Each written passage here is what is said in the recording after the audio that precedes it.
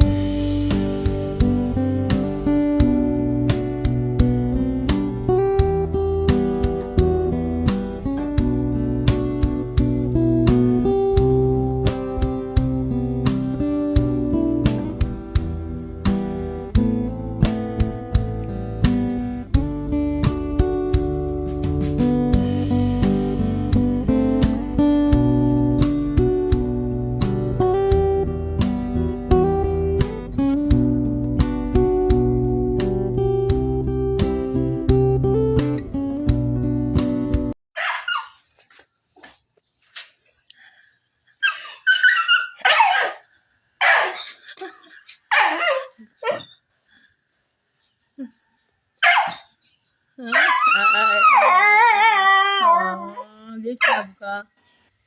Ha? Wala ka giuban.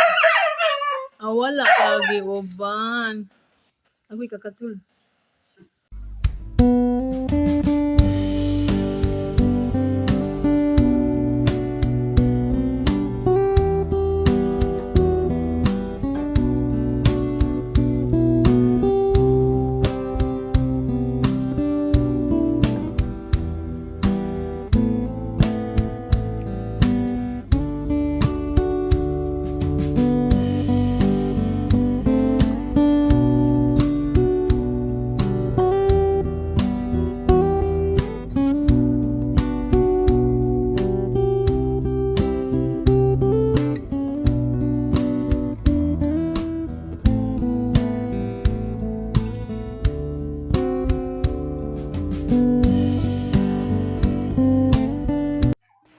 aso ko na to guys. Kasi Bruno, matatawag ko talagang best friend. Dahil nung may nagtangkang nagnakaw sa amin guys. Sabi sa niya, pag-iunin niya ang guys para magising kami. Ayaw din niya yung may daga. Tingnan mo siya guys. Ayan na, ang salarin. Nakuha na ni Bruno. Thank you, Bruno. Is a very good si Bruno ba? Da. Mauna siya? Ha? Nakuha ni mo? Wow, nakuha lagi niya oh. Kuha ni mo, Bron? Wow, oh da.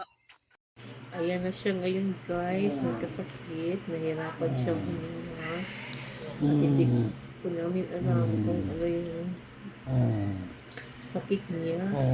Hindi ko naman siya madala-dala sa bed kasi hating gabi na po ito.